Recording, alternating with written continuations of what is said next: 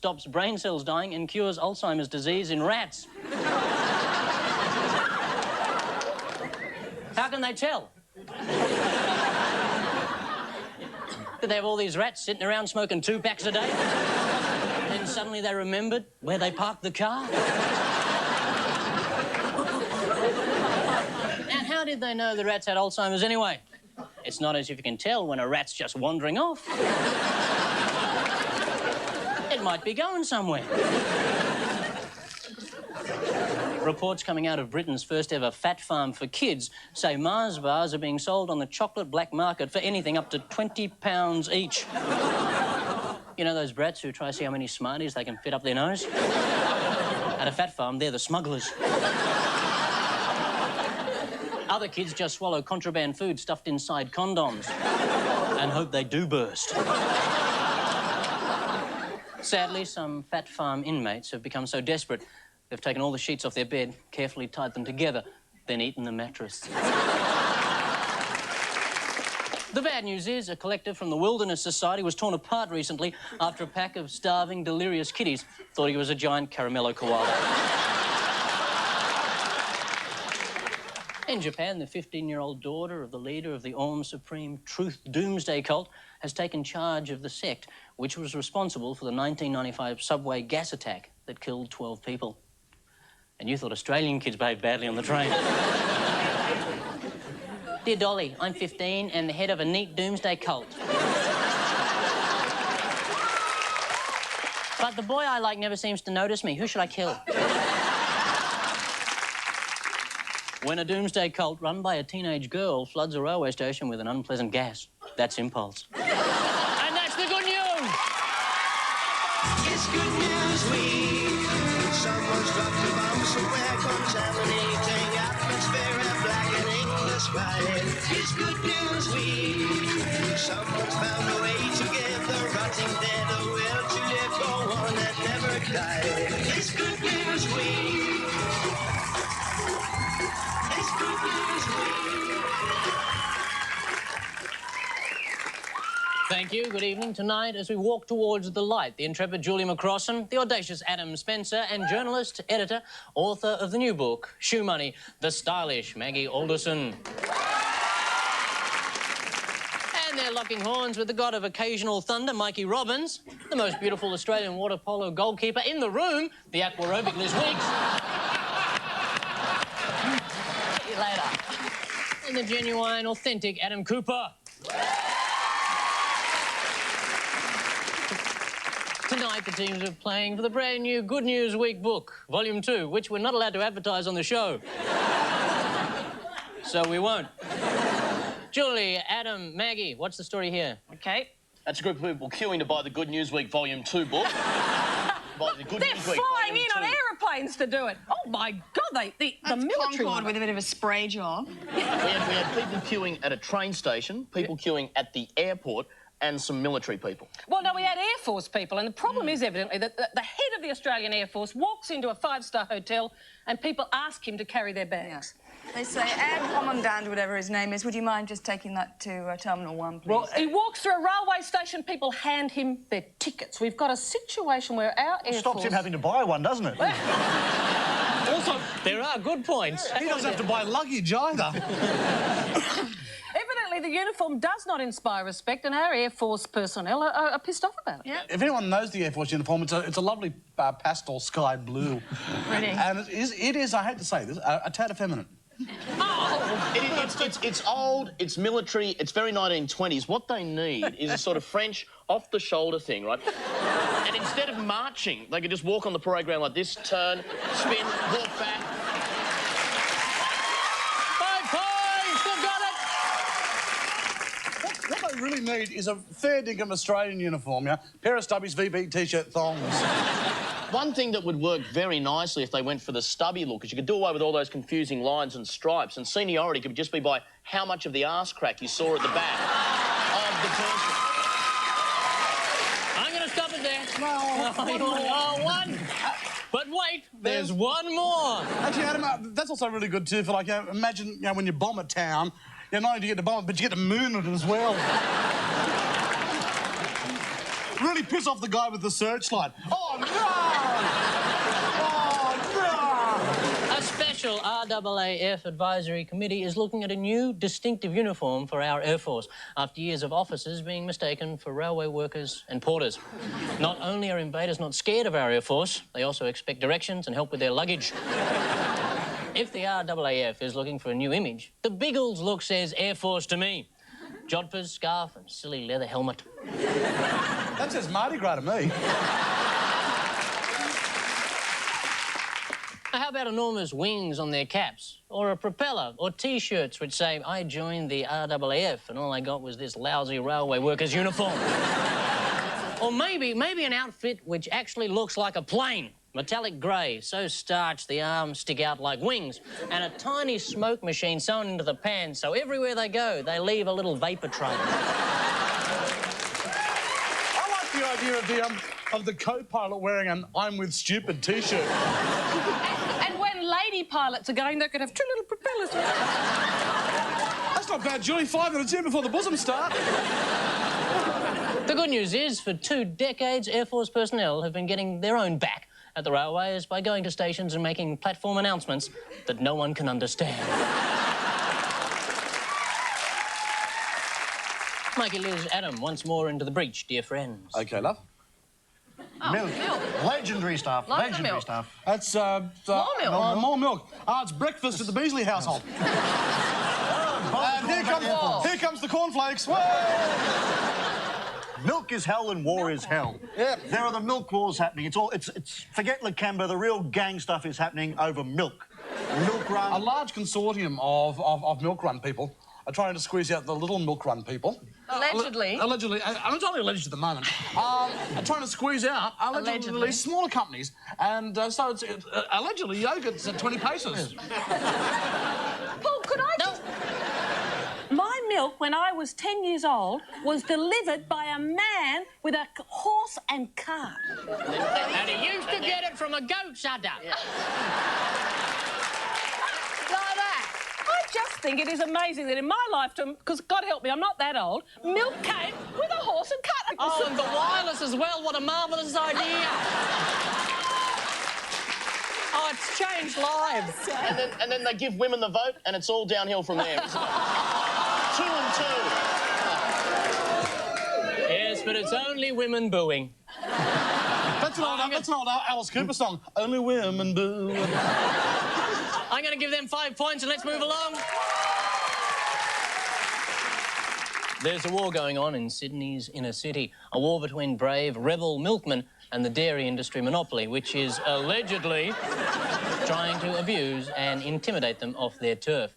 I would have thought milkmen would be grateful to have business taken off their hands. I mean, it'd leave them more time for shagging bored housewives. I thought my mum just loved horses. Anyway, things are getting ugly. This week, an inner-city police station was hit by 15 tubs of yogurt. One narrowly missing an officer with severe lactose intolerance. Police are keen to interview a man with a white moustache. But why shouldn't milkos go to war? They may wear old footy jumpers, trackies and running shoes, but they still look more like a fighting force than the RAAF. A quick, strange but true preview from across in Spencer and Alderson. The badminton set. Woohoo! Oh! 20 francs. Oh, not 20 guys called Frank. And balaclavas. Balaclava. And Robin's Weeks and Cooper's clues are a clapperboard, Oscar,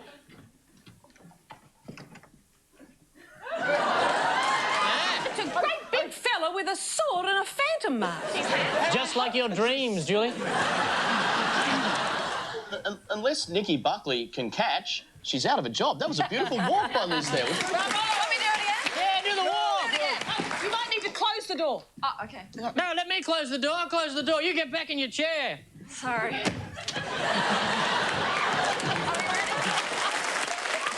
a second, I got a better idea.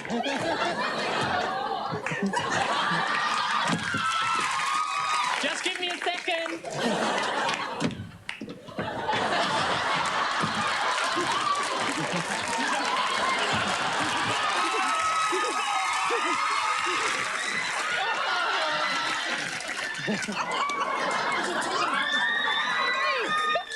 The Kermit has been taken. My name's Glenn Ridge. I've assumed control.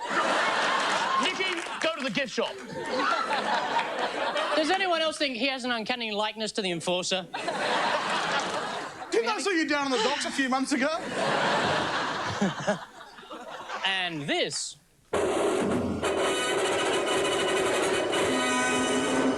There we go. Don't quote me, is the first act in round two. Mr. Spencer, what are these guys talking about? It is reasonable to expect the same principle of mutual obligation. It's a shift, certainly, in rhetoric, and we hope it's a shift in policy direction. The challenge will be if this is an exercise which is about shifting responsibility from government onto the business community. What our visionary leader has done is come out and listed some of the priorities that his government might be looking at in the second term. And he's saying businesses that profit out of the community should have to give a bit back in terms of picking up the welfare bill. Isn't that beautiful? Well, it's bizarre, because as far as I can see, we've got two choices in this country. We could radically overhaul the welfare system and look for a fundamental change in the concept of mutual obligation, or they could pay tax. Maybe if they paid like their 39 cents in the dollar, then you wouldn't... Oh, Joe. Does that mean that if companies who sort of take money from the community should put it back in, does that mean we're all going to collect the McDole? You'll have the guy on the buzzer. I have a couple of these, couple of those. Would you like childcare with that? He's got it, ladies and gentlemen, 3 points. John Howard has attacked big business for failing to support charities and welfare agencies, saying it should be making a larger contribution to the community. For their part, big business doesn't understand it. Charities are always talking about how many needy people use their services, but they still can't seem to make a profit. But of course, the needy and destitute will have the corporate sector's full support if and when they're selected to play cricket for Australia. I mean, come on, let's get on top of this. Beer companies should sponsor Deros. T-shirts with, I couldn't give a 4X where I sleep tonight. Tobacco companies could look after single mothers, you know, paint their prams in Marlboro colours, stitch their logos onto the nappies. And the Commonwealth Bank could leave the door open on every branch they shut, so people with foreclosed mortgages have somewhere to shelter. The bad news is big business now says they'd love to make a donation to welfare, but they've just used the last of their small change paying out redundancies. Mr. Cooper. Yes. To what do these 3 pillars of the community refer? Well, you'd have to have agreement and negotiation and discussions with all sorts of people. And not just as some excuse for murdering their wages. But we do welcome the report because it sets out a case for change. It's actually concerned with the notion that people are, frankly, earning too much money in this country. Why don't we have the minimum wage set it a bit lower? If you pay people less, then more people will work. Which, of course, makes complete sense to anyone in government. They reckon, based on the US model, by lowering the minimum wage, it could create 900,000 jobs, which means we'll have 900,000 people being paid bugger all. Yeah. Great incentive to work. I can stay on the McDole for 120 a week, or I can go to work my butt off 19 hours a day and earn $37.50. See, and while we're at it, let's put the kiddies back down the coal mines. Exactly. I've said it before, I'll say it again. It got Britain through the Industrial Revolution. It'll get Australia off its arse in the 1990s. Who cares when the canary falls off the... Send the kiddies back down there. Take it away. You always ruin this country. Maternity leave. Just because someone's 9 months pregnant doesn't mean they can't go down a coal mine and then drop the kitty. As the kitty pops out, you put a shovel in its hand. It starts working. That's what gets Australia moving. They have it, ladies and gentlemen, by the way, 3 points. And Mr. Cooper.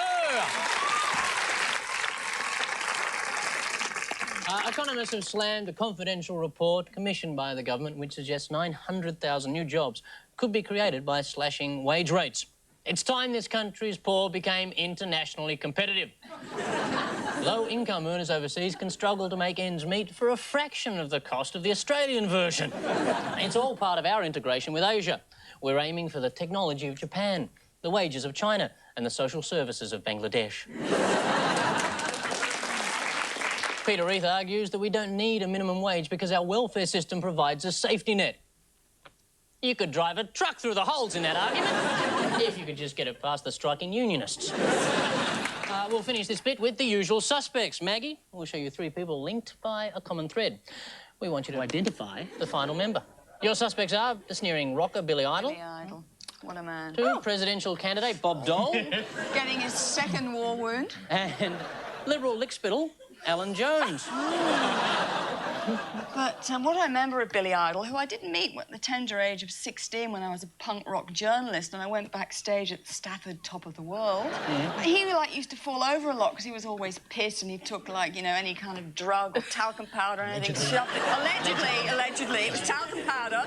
And well, we know all about Mr. Dole. Unfortunately, fell over because of his war wound. John Howard's fallen over. Yeltsin's fallen over. But anyway, sorry. So unfair. But it's definitely a falling over thing. It is a falling over thing. I reckon this is Evel Knievel. Yeah, because you've got Billy Idol, of course, also famous being... Exactly, he fell off his motorbike. But I thought Evel Knievel was a man who could leap 20 boxes That was the great thing. When he fell over, he was stationary. Stationary. Climbs aboard the bike, outside the house, over he goes. Evel Knievel, bravest man in the world, unbeatable, has to whimper to his neighbours. He actually managed to whimper that phrase that we all will at some stage in our life. Help, I've fallen and I can't get up. They're right, ladies and gentlemen, 3 points. Rocking along tonight. It is Evel Knievel, and it's, of course, a falling down thing. The 60-year-old stuntman was sitting around on his parked motorbike recently when it fell over and pinned him underneath. In 1978, his biggest year, Knievel performed 200 jumps and landed safely on his bike. In 1998, we're pleased to report the bike landed safely on him. To add insult to injury, while he was trapped, 20 bus drivers jumped over him. Sadly, in a desperate attempt to cover his embarrassment, Evel then got a passerby to set him on fire. Let this be a lesson to everyone at home, for God's sake, leave sitting on parked motorbikes to the experts. Liz, your usual suspects are Ronald Reagan. Yep. Which one's is he? Sonny... Oh, nasty. Sonny Bono. Yep. Which one is he? Try it again. Clint Eastwood. OK. Wow. Hang on. Actually, Liz, I think it's a political thing. Yeah. That's what I'm helping. Men. Thank you. Well done. Bodies. Well, they're often in politics. Men. Oh, I know. Men bodies. That big guy. Just say men bodies again. Men bodies. OK. Can you look this way and say it now? You're strong, lady. OK, I know what it is. It's that big guy. What's his name? The Hulk. No, not the Hulk. Jesse the Body Ventura. That's him. That's him. He was elected. Yeah, governor of It's all Minnesota. smoking pot and prostitution. Yeah. It's a political thing. We've had Ronald Reagan, who was governor of his own mind, an actor. Sonny Bono, who I suppose qualified as entertainer. You wouldn't get to say actor for Sonny Bono, no. And Clint Eastwood, who was just a legend, was mayor of Carmel City. If you like that sort of lean, muscly kind of shit, you know. But if you like a man that's going to keep you warm all winter... Just think of me as a jumping castle with nipples. So what are you saying there at the end of all this, Liz? Yeah, the missing guy there is Jesse the Body Ventura, the big guy. Wrestling. Let's just see if Miss Weeks is right. There he is. It is Jesse the Body Ventura. It's all about making politics more insanity. He seriously ran on a platform of anti-government, anti-establishment, but favouring the right of selected citizens to carry concealed weapons. Whilst being stoned. Running as an independent, the former professional wrestler is the new governor of Minnesota. Now it's 1998, and the American dream lives on in Minnesota. This is the first time in US history such a high office has been held by a professional in a body contact sport, unless you count Bill Clinton. But it's nothing new in this century. Back in the 60s, John the Big Eyebrow Howard was one of our finest midget wrestlers. He was particularly well known for a move called the Terrified Backflip. And wrestling will be introduced into our parliament as soon as they can agree on what kind. Kim Beazley wants sumo, Natasha Stott Despojar wants jelly, and Tim Fisher is a big fan of thumb. And think of the holes, the tax grab, the full Vanstone, the upside downer, where you put someone else's foot in your own mouth. Of course, Peter Costello actually did some wrestling early in his career. His hair looks lovely. If I lay down there beside him, I could change my political persuasion. Flying Mare McCrossans are now on 11 points. And the figure 4 Robbinses, 11 points. That's the wrap now. Julietta Maggie, your strange but true clues were the badminton set, 20 francs. Oui, oui. And the balaclavas. OK, we are not, as you might think, with the francs in France. We're actually... Absolument pas. No. No, no, no. We are in the land of outrageous accents. We were just hanging out, having fun in Martinique. That's right. And we were playing a classic holiday game, which Do you think the French play badminton? They do. But No. it's Stylish not- enough. they do, but they call it badminton. So all the French people were having too much fun at Club Med in their G-strings and cowboy boots. Implausible but true. It's what people wear at Club Med. I've Excuse me? seen it. Taxi! Je n'aime pas le sport. J'aime le Je sport. suis un couch potato. Pomme de terre de couch. But these people...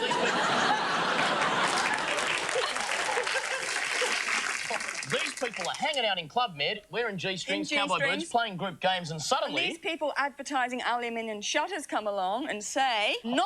Hi, we're from TISM, they say, and...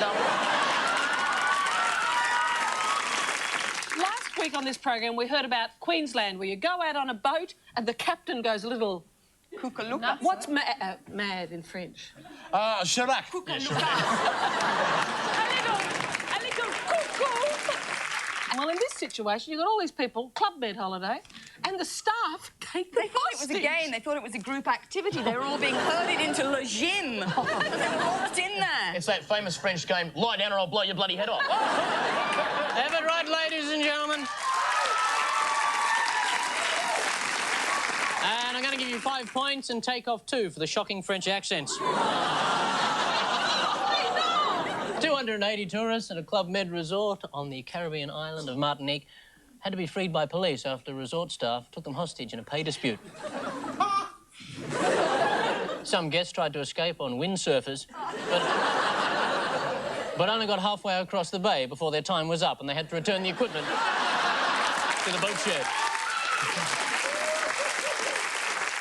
The staff said if their demands weren't met every hour on the hour, one male guest would be forced to put on a grass skirt and dance the hula to Kokomo. Way down to Kokomo.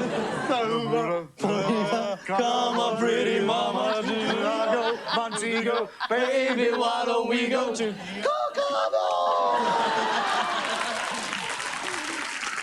Police were first alerted to the drama when one enterprising tourist managed to limbo under the front gate and ring for help. To show they meant business, officers fired a warning shot into the sky, sadly bringing down a first-time paraglider in the process. The good news is tourists would never be taken hostage in this country because Australians in the hospitality industry are taught that it's quicker and more efficient to abandon them at sea.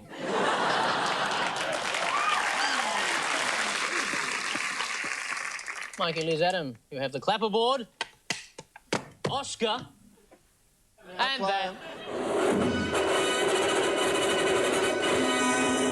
OK, what's the story? Might have noticed that Oscar is wearing, as we said, a little bandit's mask, a little robber's mask. It's 2 English bandits, which is how most jokes start. 2 English bandits walking in an award ceremony, right? I'm sorry about this mocking of your language Quite now. all right. I'm used to racist slurs. Sorry, I forgot your English. We'll go slower.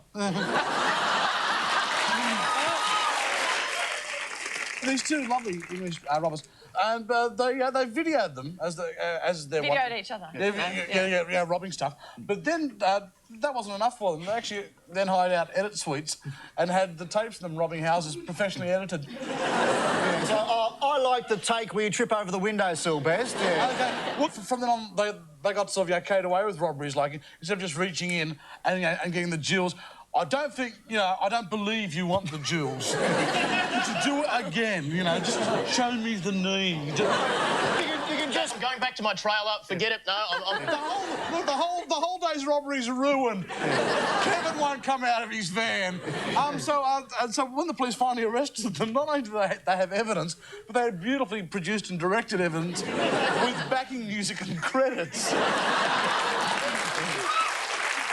I mean, mind you, what they really should have done if they wanted to disguise what they were doing was they should have got the director in from Wildside, because you can't think of... They have it right, ladies and gentlemen. Go wild. I insist we lose 2 points for putting crap on the English people. In the English city of Stoke, 2 burglars videotaped themselves breaking into homes, professionally editing the tapes with credits, titles, soundtracks, so they could show them off to friends. Police were surprised at the contents of the videos. They were looking for tapes of celebrities having sex that they could duplicate and sell. Test audiences have responded positively to the video, but they said they would have liked to have seen Michael Douglas die in the end. Not that Michael Douglas was in the movie, they just wanted to see him die. In summing up, the judge said this is a remarkable cinematic achievement with 2 central characters we can all identify. It's gritty, it's emotional, it resonates with prima facie evidence. I'm giving it 4 years. And the film has just about got it all. Excitement, action, drama, everything but a love interest. But that'll happen. 4 years is a long time.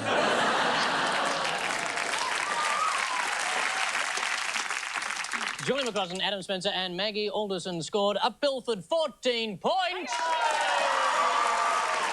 Pinching Mikey Robbins, Liz Weeks and Adam Cooper on a plundered 13 points. I'm not playing anymore. Oh! Olympic spirit. The Olympic spirit comes through. So we say Good News Week will be recording its end-of-year special on the 9th of December at the Perth Entertainment Centre. Come along, it should be big, should be expensive. For now, we leave you with the good news that to avoid the problems of his first term in government, John Howard has come up with...